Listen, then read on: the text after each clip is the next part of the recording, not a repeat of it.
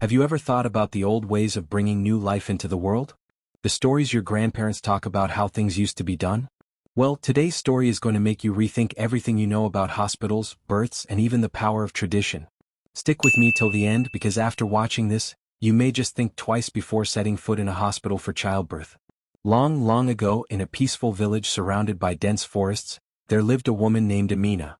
She wasn't just any ordinary woman, she was known as the keeper of life. Amina was famous for her extraordinary gift.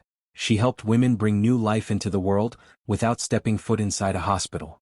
The villagers trusted her completely, for she had inherited the wisdom of her ancestors, who believed that childbirth was a sacred act that connected the spirit, body, and nature itself. In Amina's village, the process of giving birth was seen as a communal event, not just a personal one. The women would gather around the expectant mother, offering support, wisdom, and sometimes even songs passed down from their grandmothers. The process was peaceful, slow, and nurturing. There were no cold, sterile hospital rooms, no beeping machines, just the warmth of the earth and the energy of the community. One day, a curious traveler named Kojo came to the village. He had heard of Amina's miraculous ability to deliver babies without medical intervention, and he was eager to witness it firsthand. Kojo had grown up in the city, where hospitals were seen as the only place for safe births. He couldn't understand why anyone would trust anything else. "Surely the hospital is the best place to give birth," Kojo said to Amina. "They have doctors, nurses, and machines that can save lives. How can you claim that natural birth is safer?" Amina smiled and gently patted his arm. "Kojo, come and see for yourself. Birth is not just about machines and doctors. It's about trust. Trust in your body, in the earth, and in the community around you." That day, Kojo agreed to watch as Amina helped a woman named Zuri prepare for the birth of her child.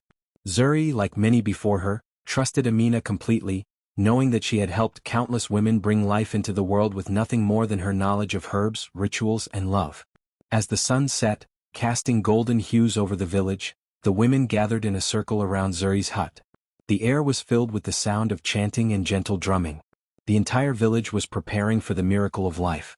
Kojo watched closely, unsure of what to expect. Amina led Zuri to a comfortable mat where she could rest. The other women sat around her, offering soft words of encouragement, rubbing her back, and preparing herbal teas to ease her pain. There were no 4 drips or epidurals here, just the healing touch of caring hands and the wisdom of nature. As the hours passed, Zuri's labor intensified, but she never seemed afraid. Amina's calm presence helped her focus, teaching her how to breathe and relax into the natural rhythm of birth.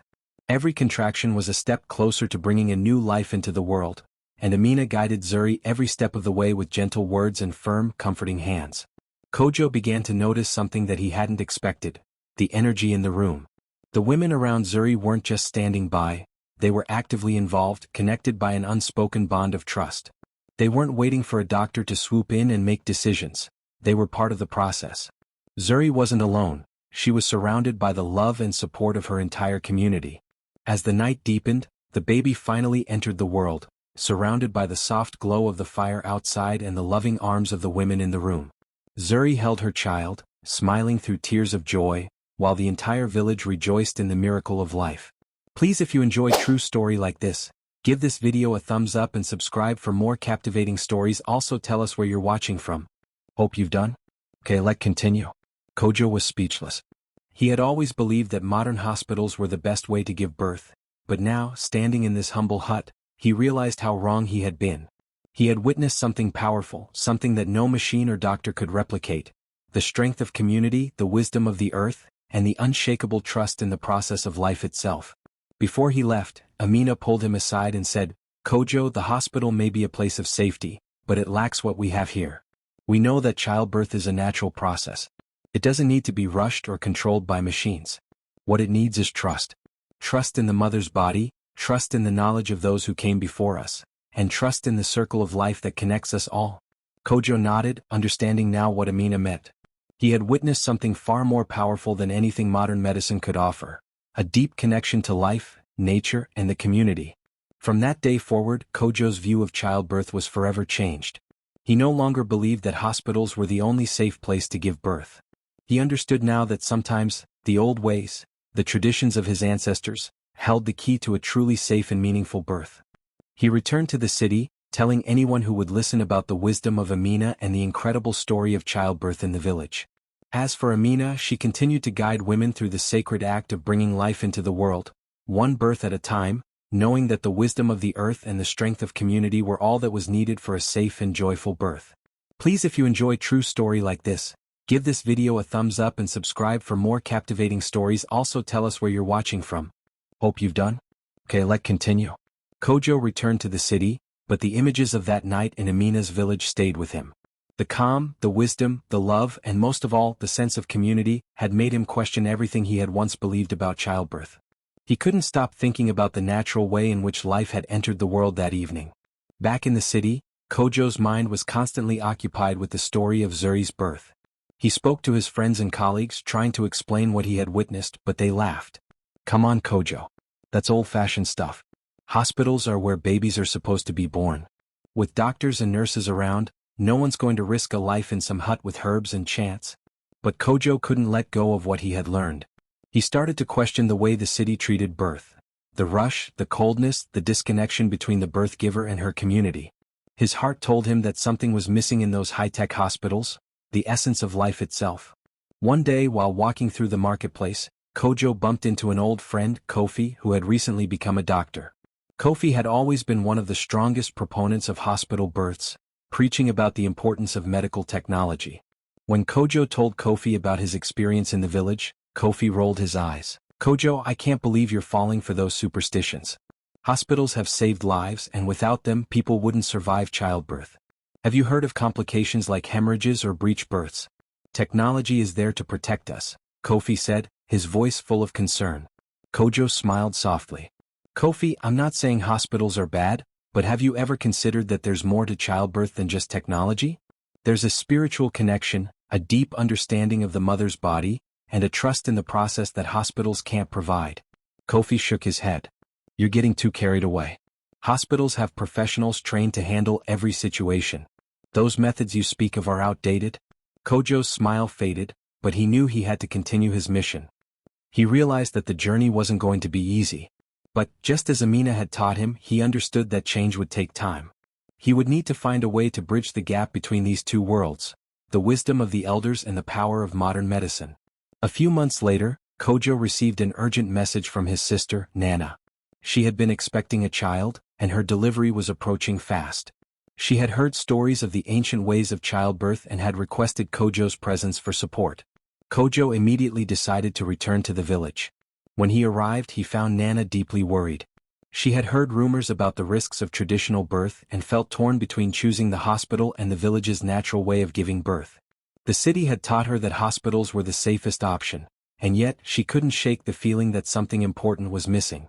Kojo understood her dilemma. The city's cold, clinical environment versus the warm, spiritual embrace of the village. He reassured her, Nana, I know you're torn, but let's not forget the strength of our ancestors. I've seen the power of birth in our village. It's not just about survival, it's about life, connection, and trust. Despite her doubts, Nana agreed to follow Kojo's advice and return to the village, where Amina and the village women would assist her. As soon as they arrived, Amina greeted Nana with warmth and kindness. You are safe here, child. Trust in your body. Trust in the earth beneath you, for it is the one that has supported all life from the very beginning. That night, as Nana's labor began, Kojo could see the transformation in his sister. The fear that once clouded her mind started to dissipate, replaced by a sense of peace.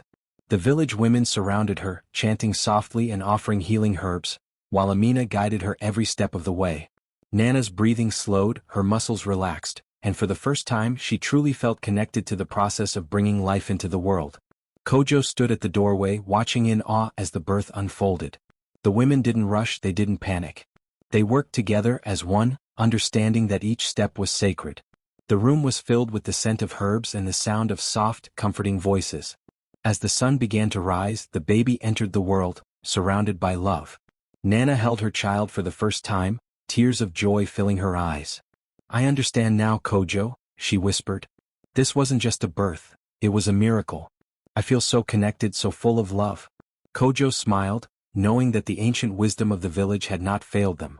There was no rush, no fear, no sterile instruments, just the simple truth that life was to be celebrated, not hurried. News of Nana's beautiful, peaceful birth spread throughout the village and beyond. People from neighboring towns began to visit, curious about the old ways of childbirth. Many were skeptical, just like Kojo had been at first, but after witnessing the calm and trust that filled the air, they too began to question their reliance on hospitals. The village, with Amina at its heart, became a place of pilgrimage for those seeking knowledge and wisdom about natural birth. People traveled from far and wide to experience the ancient rituals and to learn from the women who had lived this tradition for generations. Kojo, now a true believer in the power of tradition, worked with Amina to create a new dialogue between modern medicine and ancient wisdom.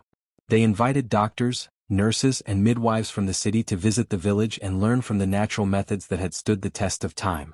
Amina spoke to the group of medical professionals one day saying, "There is room for both. Modern medicine and ancient wisdom can work together to bring about the safest, most peaceful birth possible. Let's not forget that the body's wisdom is just as important as the knowledge we gain through technology." Kojo stood beside her, proud of the bridge they had built between two worlds. He had seen the power of trust, of community, and of connecting with something larger than oneself. The future of childbirth, he believed, was not just about technology. It was about honoring both the old and the new, learning from both, and using them together to create a holistic experience for mothers and their children. Years later, Kojo became known not only as a storyteller but also as a teacher, sharing the wisdom of Amina's village with the world. He traveled to cities and towns, speaking to anyone who would listen about the importance of balance between nature and technology, between tradition and progress. And so, Amina's teaching spread, not as a rejection of hospitals, but as a call for more understanding of what it means to bring life into the world. The story of the village, where life was not rushed but welcomed with love and trust, became a beacon of hope for many, reminding them that the power to bring life into this world has always been and will always be a sacred, beautiful process.